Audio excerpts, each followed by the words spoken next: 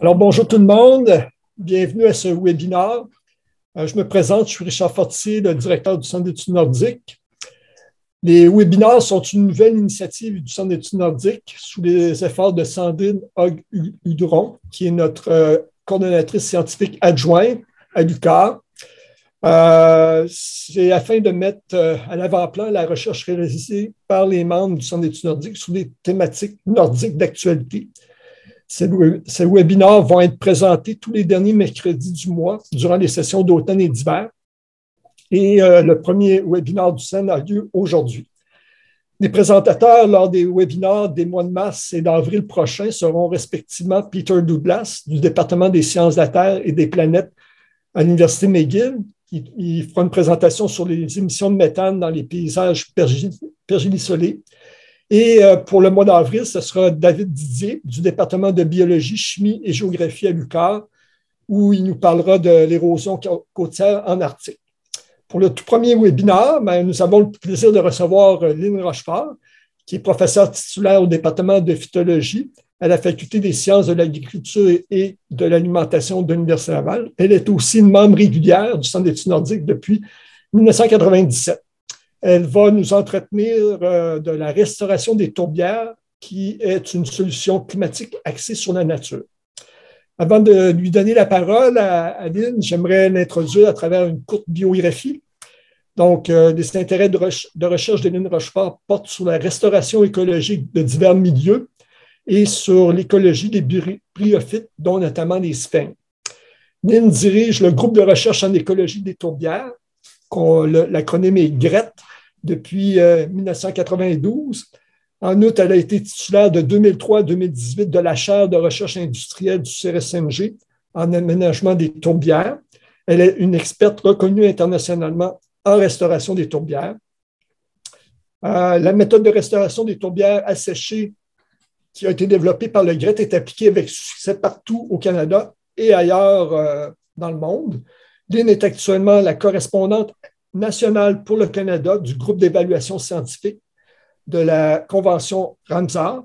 Elle a aussi récemment fondé le chapitre de l'Est du Canada de la Society for Ecological Restoration, qui tiendra son symposium scientifique conjointement avec le GRET des 6 et 7 avril prochains à l'Université Laval. Et sur une note plus personnelle, Lynn, avec son beau chandail, est une grande skieuse alpine et elle pratique son sport au massif de Charlevoix face au magnifique fleuve Saint-Laurent. Étonnant qu'elle n'y soit pas maintenant avec la neige qui nous est tombée dessus. Alors, à toi la parole, Lynn. Bon, merci beaucoup, Richard, de cette introduction et puis à toute l'équipe pour organiser cette série de webinaires. Et je pense que c'est vraiment excellent qu'au CEN, on partage un petit peu plus toutes nos connaissances entre nous autres. Donc, sans plus tarder, je vais partager ici mon écran. Bon, donc, aujourd'hui, je vais vous parler de restauration de tourbières, mais il faut de manière trop quand même scientifique, mais de voir qu'est-ce qu'on a accompli sur un peu le 30 ans depuis qu'on travaille sur ça.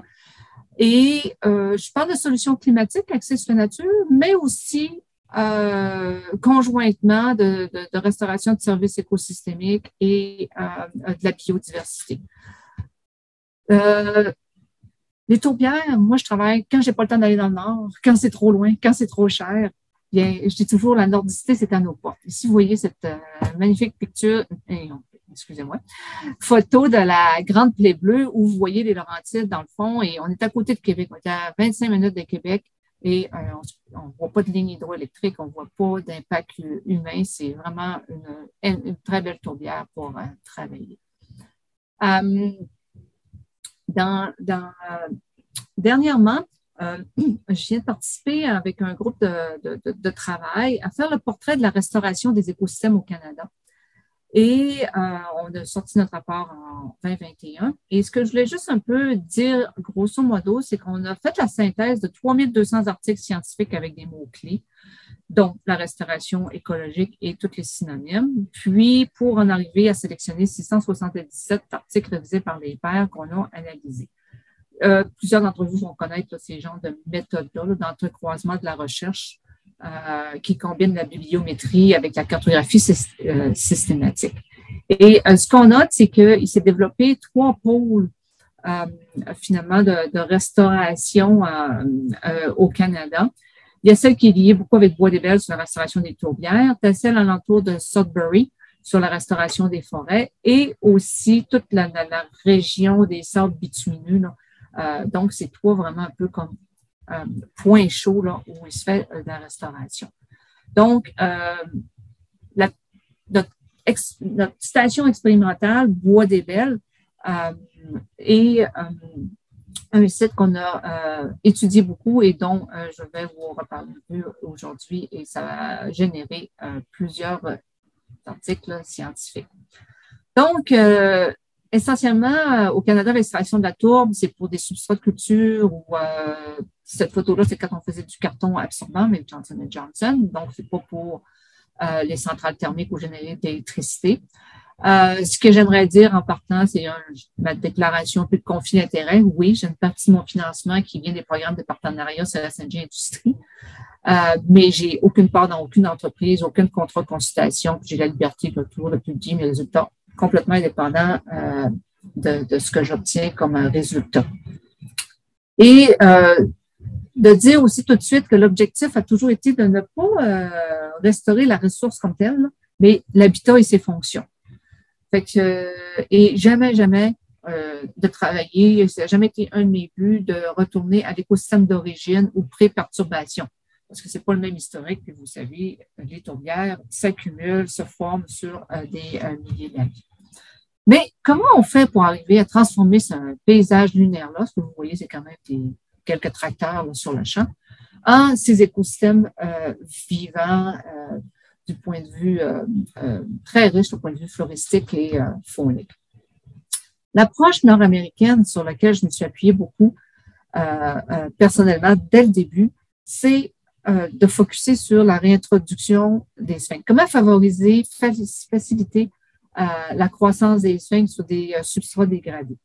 Et dès le début, j'ai toujours vu les sphinx comme des ingénieurs d'écosystèmes, comme on peut avoir les castors, qui sont des ingénieurs de milieu humide.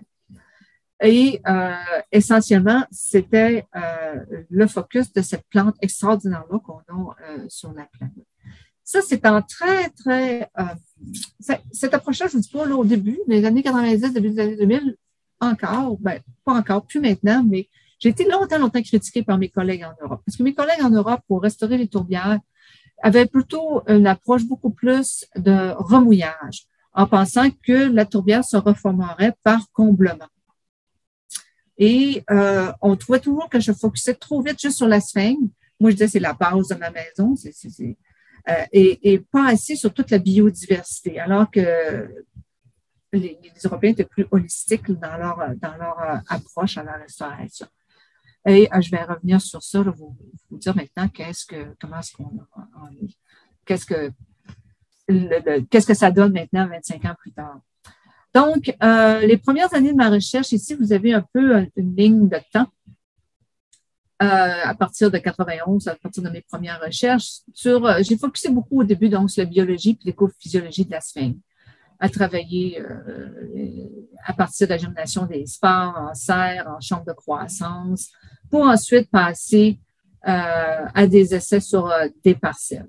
Et grosso modo, je dirais que c'est vraiment je pense que la principale réalisation scientifique de ma carrière, parce que personne ne faisait ça, c'est d'apprendre à manipuler de minuscules mousses avec de la machinerie pour en arriver à faire de la restauration à très grande échelle. Et je vais vous en montrer quelques exemples. Donc, de tout connaître, c'est quoi les contraintes biologiques, les contraintes de dispersion, d'établissement des sphinx pour ensuite, quand on les manipule avec la machinerie, de ne pas les détruire, tout ce qui est vivant.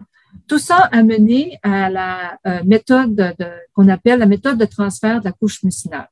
À un moment donné, tout le monde commençait à parler de l'approche canadienne, puis je trouvais que c'était mieux de le nommer avec des mots qu'est-ce qu'on voulait dire. Donc, c'est vraiment pas seulement que les mousses, mais la partie vivante où on va chercher au moins les mousses avec toutes les diaspores que ça peut contenir c'est cette méthode-là. C'est quoi cette méthode-là? Je ne donne pas de cours de restauration aujourd'hui, mais essentiellement, on a les étapes qu'il faut avoir un site d'honneur qui peut être une ferme. On a des fermes expérimentales de production de culture de sphinx pour récolter du matériel. On prépare la surface ici parce qu'il faut faire des andins ici, comme par exemple, il y avait 2 mètres de dénivelé pour que les terrains soient assez plats pour bien redistribuer l'eau. Ensuite, on fait l'épandage du matériel végétal. On épand un paillis pour protéger contre la dessiccation. Il y a une fertilisation phosphatique qui n'est pas pour les sphinx du tout, qui est pour une plante abri, qui est surtout pour favoriser la polytrique, comme après le passage d'un feu. Et en dernier lieu, une fois qu'on a terminé de faire les travaux avec l'aide de la machinerie, on fait le remouillage du site. Donc, mais comment on arrive à évaluer l'efficacité de la restauration des écosystèmes? C'est quoi le succès en dehors de l'autodéclaration? C'est beaucoup de monde qui dit, je fais telle affaire, puis c'est avec succès, avec succès. Ce qui est assez unique avec cet écosystème-là, c'est un des banques de données les mieux peuplées au monde par rapport à faire, on a bâti un programme de suivi à long terme, puis à grande échelle à travers tout le Canada. Et on fait des relevés de végétation à tous les 3, 5, 7, 10, 25 ans, et on est rendu maintenant à plus de 120 sites restaurés. On suit 650 parcelles permanentes, ce qui fait qu'on a des milliers de données depuis 27 ans. C'est un peu à l'aide de toutes ces données-là qu'on a toute une équipe qui travaille au niveau du carbone, au niveau des insectes, au niveau de toutes sortes de choses. Mais comment qu'on arrive à évaluer vraiment, à atteindre des attributs écologiques souhaités? Et la norme idéale qui nous est recommandée par la Société d'experts en écologie de la restauration, c'est la notion d'écosystème de référence. Et ça, c'est vraiment une norme de comparaison et d'évaluation pour tout projet de restauration écologique. Et généralement, on prend cette comparaison-là au niveau régional. Dans les tourbières, au lieu d'avoir juste l'écosystème régional à côté, relativement naturel, bien, on a la chance de pouvoir aussi avoir des références à des moments différents grâce à l'analyse des macrorestes de macrorestes du site ou de plusieurs tourbières, en Amérique du Nord ou d'une région donnée, puis on peut se fier à dire, ça, c'est des communautés qui sont vivables dans cette région-là qu'on devrait essayer de rétablir. L'écosystème restauré, donc, c'est essentiellement beaucoup de la recherche a été faite dont la tourbe a été extraite. L'objectif général, pour ce qu'on appelle les bogs et les fennes pauvres, donc dans les biomes nordiques, on est pas mal comme consensus de but de restauration, de restaurer des communautés végétales, de tourbières qui sont dominées par la sphinx. Puis les fennes plus riches, on va travailler plus à restaurer la réintroduction de carex et de mousseboule. Et tout ça dans un but d'obtenir rapidement, on sait que c'est ces communautés-là qui vont nous donner les meilleurs résultats pour redémarrer le processus d'accumulation du carbone. Puis, avec le temps, c'est toujours un peu ce que j'ai cherché à promouvoir comme idée. La biodiversité spécifique associée au bog et les fennes va suivre de manière plus spontanée sans qu'on ait à travailler, à réintroduire de manière consciente des plantes vasculaires. Donc, comment on arrive à évaluer le succès? Je me base beaucoup sur des livres, sur les principes qui ont été écrits en écologie de la restauration. Et cette société-là s'est développée pas mal tout en même temps que moi, je développais nos connaissances en écologie des tourbières. Et je vais passer à travers ces différents attributs-là pour voir qu'est-ce qu'on a réussi à accomplir avec les tourbières. Donc, les attributs écologiques des écosystèmes restaurés, on a des attributs qui sont atteints directement, c'est-à-dire qui sont en réponse à des interventions biophysiques menées par des intervenants sur des sites de projets de restauration. Et ensuite, la deuxième partie de ma présentation, je vais vous parler d'attributs atteints indirectement, qui vont apparaître ou émerger en raison des interactions des organismes entre eux et avec leur environnement biotique, et non en raison de manipulations qui sont effectuées par des intervenants sur un site de projet. Donc, voici des exemples, ben, pas des exemples, mais les attributs que je vais vous démontrer qu'on a réussi à atteindre. Le premier qu'on parle souvent, c'est bien sûr, c'est l'évaluation de la composition d'espèces. Ensuite, de regarder la structure des communautés végétales, qu'est-ce qui se passe au niveau de l'environnement abiotique, et puis la connectivité du paysage. Puis, vous avez ici une série d'attributs atteints indirectement, et je vais revenir sur chacun de ces thèmes-là. Je n'ai pas besoin de toutes les nommer. Ici, pour la composition d'espèces, j'ai décidé de ne pas prendre mes données. J'ai beaucoup de données, plusieurs publications. Mais j'ai pris ici l'exemple d'un travail qui s'est fait en Estonie, où je n'étais pas impliquée, mais qui ont toutes lu nos méthodes de restauration qu'on a développées au Canada. En fait, j'ai eu à les conseiller quand même quelques fois. Là, ils m'ont contacté assez souvent. Mais juste montrer qu'ils montraient que le tourbière de référence ici, il y avait à peu près en général 15% dominés par les sphinx. Ce qu'ils ont montré, c'est qu'en restaurant leur tourbière, dès 5 ans, tout de suite après 5 ans, il y avait un retour de 56 à 75% du couvert en sphinx. Ça, c'est ce que les autres, là, en appliquant ce qu'on a développé ici au Canada, réussissent à faire également dans d'autres pays. Et ça, c'est un autre projet fait par tout un autre groupe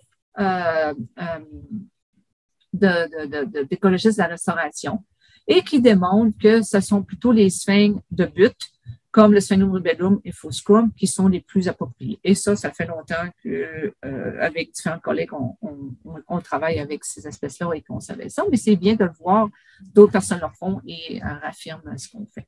Donc, la réintroduction de plantes pour relancer les processus d'accumulation de la tourbe, c'est maintenant appliqué vraiment dans plusieurs pays.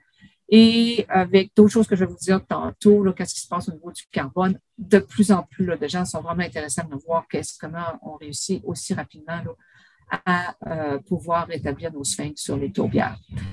Et puis, ici, je vous montre la station expérimentale qu'on travaille depuis 1999, Bois-des-Belles, qui est pas loin de Capuna. Et ici, vous voyez 16 ans après la restauration. Et je n'ai pas besoin de mettre des graphiques. Là, vous voyez qu'est-ce que ça peut donner. Là. Et tout ça, c'était de la tourbe à nu, comme je vous ai montré au début, là, dans la photo du début. Mais encore, on a publié quand même quelques articles dernièrement, en 2014-2019, où on a regardé dans l'Est du Canada qu'est-ce qui arrive sur le suivi des 53 tourbières restaurées, ou partout au Canada, parce que longtemps, on me dit, ça marche dans l'Est, mais c'est plus humide, ça ne marchera jamais votre méthode dans l'Ouest parce que l'autre, c'est plus sec. Et là, on a travaillé beaucoup plus dans l'Ouest, puis à partir de 110 tourbières restaurées. Fait que, sans aller dans le détail, on a comme 3 grandes communautés végétales que on pourrait toutes décrire, mais j'ai pas besoin. On a une communauté qui est dominée sphinx et les vinaigrettes, une communauté qui est beaucoup plus polytrique et sphinx, et puis un autre qui est une communauté végétale qui est diversifiée, mais à faible couvert.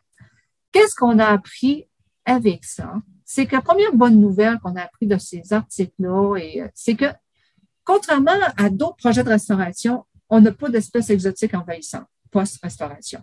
Fait que ça, c'est quelque chose qui est bien des écosystèmes qui se battent avec ça, les espèces envahissantes.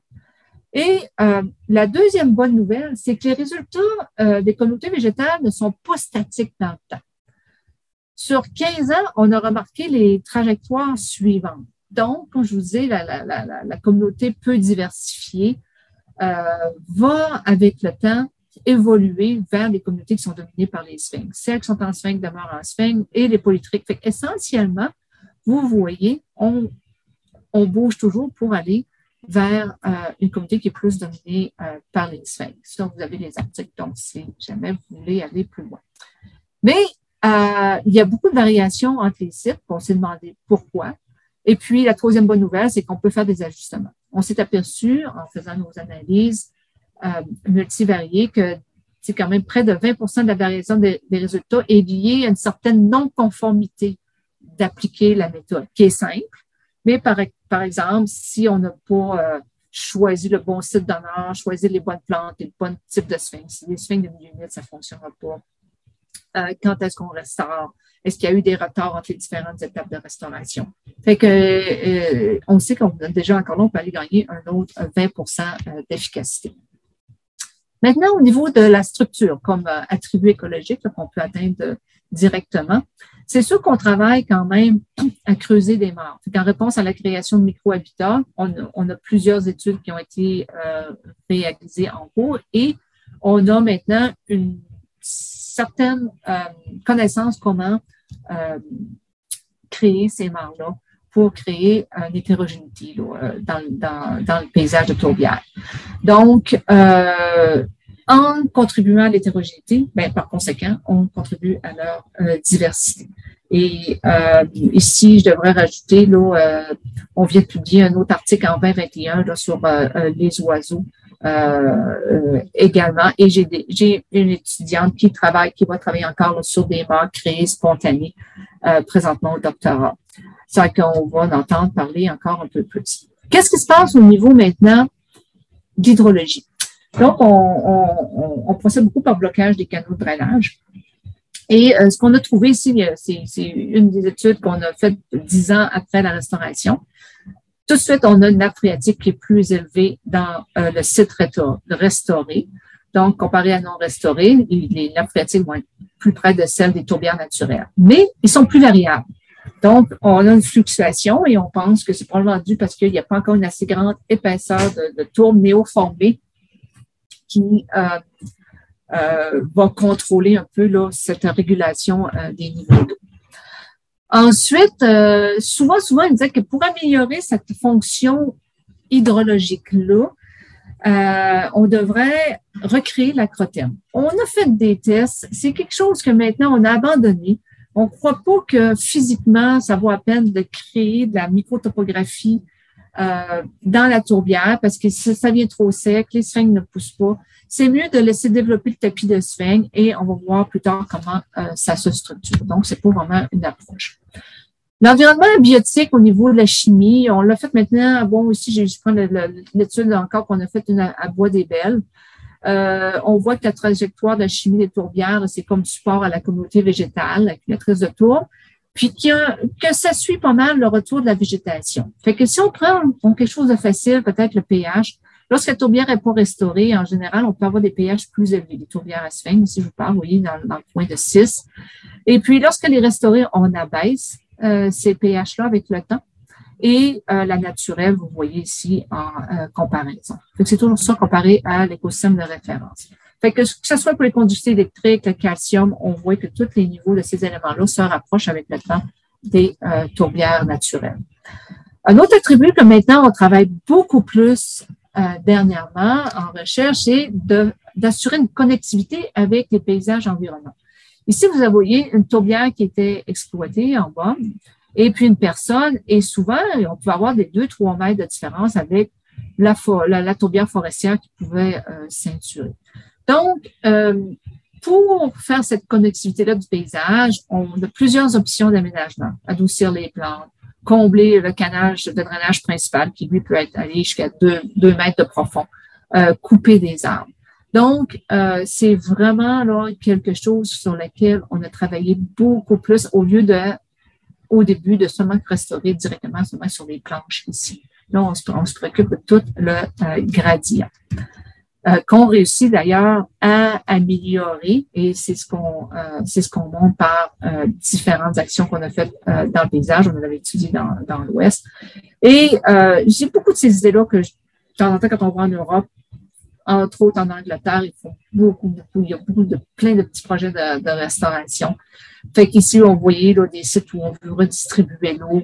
On a des andins, c'était tout ce site-là. Ils voyaient d'ici 1 an seulement de post-restauration, qu'est-ce que ça peut donner. Ici, je vous montre en fait même une plateforme de forage dans la région de Peace River. Et vous voyez où on a travaillé très, très bien. Puis vous voyez la polytrique et tout. Là, on a une connexion maintenant entre la tourbière forestière et la tourbière restaurée qui est beaucoup meilleure. Et le 1 mètre que vous voyez ici, c'est qu'avant, il y avait 1 mètre de matériel fluvio-glaciaire qui faisait la plateforme qu'on a retirée. Donc, c'est possible aussi de restaurer nos plateformes de forage. Donc, c'est très important, la connectivité dans le paysage. On travaille beaucoup à restaurer ou à diminuer, enlever les impacts des infrastructures, comme que ce soit pour l'industrie minière ou l'industrie pétrolière. Vous voyez ici, on peut avoir des routes, des lignes sismiques, des plateformes de forage, des routes d'hiver, des bancs d'emprunt, des pistes d'atterrissage. Il y a beaucoup fait. Ça, c'est une autre action de recherche qu'on fait beaucoup et on a plusieurs publications qui montrent là, la connectivité. Je vais garder un petit peu mon temps, donc je vais accélérer. Donc, ça, c'était l'attribut directement. Donc, indirectement, c'est que le niveau, je vais aller juste grosso modo que le retour de toute l'activité microbienne, qui est importante dans le cyclage des éléments nutritifs, c'est un retard un peu qu'on note sur la réintroduction de la végétation, mais ça semble suivre la tendance de la reprise de la végétation. Et puis, un autre indirectement, c'est sûr que c'est le retour là, de la séquestration du CO2 dans le temps. Et si je vous montre Bois des Belles, on a mesuré 1 an, 2 ans, 4 ans post-restauration. Ici, on avait même des tours d'icovariance. Et on sait, parce qu'on a mesuré plus tard, on n'avait pas de projet de recherche ici, mais que rendu à 14 ans, 15 ans, 16 ans, on est à l'année longue, incluant les émissions de méthane qu'il peut y avoir, où étaient les anciens canaux de drainage ou de la présence des mares. Lorsqu'on intègre le tout, on est positivement maintenant qu'on séquestre du carbone dans le sol. Et ici, ma collègue Maria Strack a fait, elle a colligé toutes les données qu'on avait au Canada et on note la même tendance. Fait qu'à peu près ici, on s'attend probablement qu'à peu près après 10 ans qu'on a réussi à rétablir nos rousses, on peut redevenir à nouveau positif là, au niveau de la fonction de séquestration de carbone. Ce qui est intéressant, vous voyez ici, ça c'était vraiment, comme je dis, ça a vraiment prouvé on a vraiment notre méthode de restauration, on prouve son efficacité. Ce que je voudrais attirer votre attention sur ce graphique-là, qui est les échanges écosystèmes nets, c'est que vous voyez qu'on est, les 3 lignes-là, ça se trouve à ce qu'on a restauré à Bois des Belles. On a mesuré le site après 14 ans, 15 ans et 16 ans post-restauration. Et ce que vous avez en gris, ça se trouve être les données de mer bleue, 17 ans de données de mer bleue. Et vous voyez qu'on réussit à être encore plus efficace lorsqu'on restaure nos écosystèmes, qui sont comme un peu plus jeunes, peut-être plus humides. Et notre absorption nette moyenne par l'écosystème est de 78 grammes de carbone par mètre carré par année, alors que la moyenne canadienne dans nos tourbières est entre 25-29 grammes par mètre carré de carbone par mètre carré par année. L'organisation autogène, ça c'est tantôt ce que je voulais dire. On n'a pas besoin de recréer l'acrotème, les couches hydrologiques. C'est ici une étude d'un étudiant doctorat qui montre que avec l'épaisseur du tapis mucinal, okay, dans le temps, vous voyez jusqu'à 70 cm, et lorsqu'on est juste 2 ans post-restauration, l'épaisseur va rester entre 5 et 10 cm. Mais plus on avance dans le temps, plus le gradient but dépression revient naturellement avec le temps. Fait qu'il y a vraiment une organisation là, structurelle qui se fait avec seulement que la présence des espèces qui sont sur le terrain. Un autre attribut à très indirectement, c'est la résilience et l'autosuffisance. On vient de démontrer que un site qui a passé au feu 10 ans après qu'il a été restauré, eh bien, on n'avait pas besoin de retourner là, pour le restaurer à nouveau. Et ici, je vous montre pas ça tout de suite, mais c'est juste vous dire que le soutien à la biosphère, c'est que l'écosystème restauré fournit de l'oxygène atmosphérique puis absorbe le CO2 et régule le climat. Donc là, je vais vous parler un peu par rapport à la régulation du climat. Et c'est ici que je reviens avec le début de notre approche. En Amérique du Nord, comme je vous dis, moi, j'ai toujours focusé longtemps sur la sphène. Donc, au début, on appelait ça la restauration asséchée ou un peu plus sec. Et alors que l'Europe, on comptait beaucoup sur les phénomènes de terrestrialisation. Et vraiment un peu ce qui fait, bon, ou en tout cas à ce point-ci, qui me conforte dans mon approche, alors que j'ai été longtemps critiquée, c'est un article qui vient d'être publié en 2021 dans Nature Communication, que le remouillage, ça retourne pas les tourbières drainées à leur forme un peu plus initiale. Il y a plusieurs problèmes. Alors que nous autres, on montre qu'avec la restauration active qu'on fait rapidement, ça réduit les impacts sur le climat. Je reviens avec ce graphique-là, qui était dans l'autre article d'avant, et je veux juste que vous regardiez surtout la ligne en bleu pâle. Lorsqu'on restaure immédiatement une fois qu'on a fini d'utiliser ou de dégrader une tourbière. Et ce qu'on voit, c'est que lorsqu'on prend les autres options de seulement mouiller, etc., ben, ça contribue au changement climatique. Mais lorsqu'on vraiment on restaure en réintroduisant la végétation, bien à l'intérieur de 20 ans, et bon, on voit ici, là, tout de suite à l'intérieur d'une vingtaine d'années, on peut réduire le forçage radiatif, donc réduire le réchauffement, l'impact qu'une tourbière qui ne serait pas restaurée aurait sur le climat. Dans les soutiens à la biosphère, on a aussi le côté biodiversité. Et vous voyez ici une étude là, faite en collaboration avec Sandrine et d'autres membres de mon laboratoire. On a montré qu'avec la méthode de transfert de la couche mucinaire, 82 de la biodiversité des plantes vasculaires se reconstitue spontanément. Les espèces préoccupantes ont généralement un cycle de reproduction complexe, comme les orchidées ou le marianthème. Ça fait que c'est juste dire qu'on a quand même un bon taux. Ensuite, indirectement, dans les soutiens de la biosphère, et j'arrive ici vers la fin de mon exposé, les écosystèmes restaurés offrent un bel habitat de qualité pour les humains. Des petites baies, des myrtilles, des thés, des plantes médicinales, l'observation des oiseaux, photographie, l'art, la balnéothérapie, les saunas, etc. Et je vous dirais, ben ça, c'est quelque chose que peut-être quelque chose qu'ils font un peu plus en Europe que nous autres pour le moment, au point de vue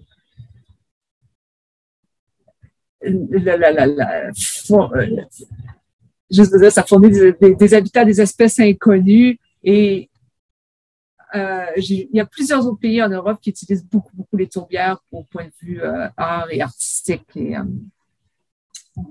qui sont différents.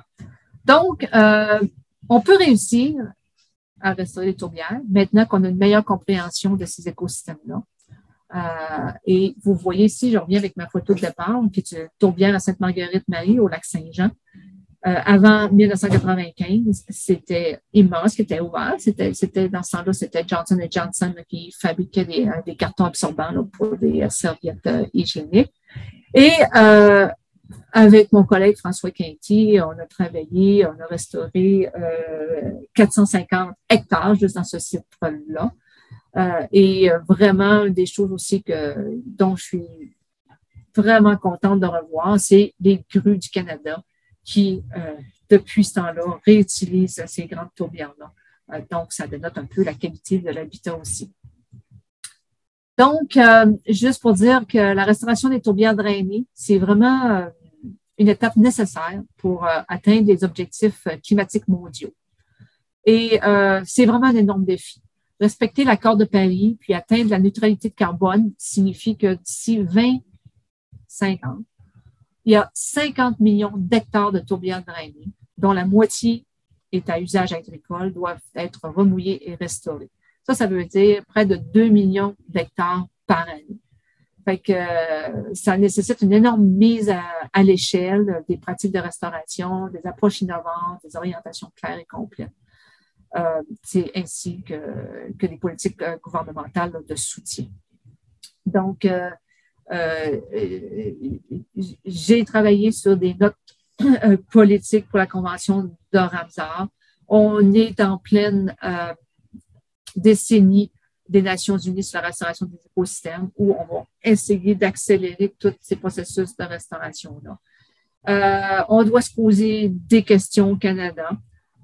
En termes de conservation, les stocks de carbone qu'on a déjà ici, vous avez entendu parler, on a le Ring of Fire dans le nord de l'Ontario qui va être le projet minier du siècle, aussi gros que ce qu'on a à Fort McMurray qui s'installe dans les basses terres de la baie du Son, des zones très, très, très riches ici, comme vous voyez en tourbière. Et partout au Canada, là, on a une amélioration sérieuse à faire de nos politiques provinciales, d'aucune perte nette, même si on a des lois. Donc, tout cela, ce que je vous montre, tout ce qu'on a réussi à accomplir sur les différents attributs, la restauration de différents attributs écologiques à travers ce 30 ans de recherche-là, ben, ça aurait été impossible là, sans plusieurs collaborateurs, chercheurs, postdoctorants, des étudiants gradués, des assistants de recherche, la collecte de données et plusieurs partenaires. Et si jamais vous voulez en entendre parler un peu plus, on a un gros congrès qui s'en vient en 2023, que j'étais supposée vous faire en 2020, mais on en repart, donc on en discutera en juin 2023. Et si vous n'avez pas encore mis les pieds dans une tourbière, bien, je vous invite là, à aller voir sur le site de la ville de Lévis. La Grande Plaie Bleue, c'est une tourbière qui est magnifique. Qui est tout près de chez nous, puis qui a des visites guidées avec des trottoirs, etc. Vous pouvez amener pas mal de monde pour aller faire cette visite-là. Sur ça, je vous remercie de votre attention.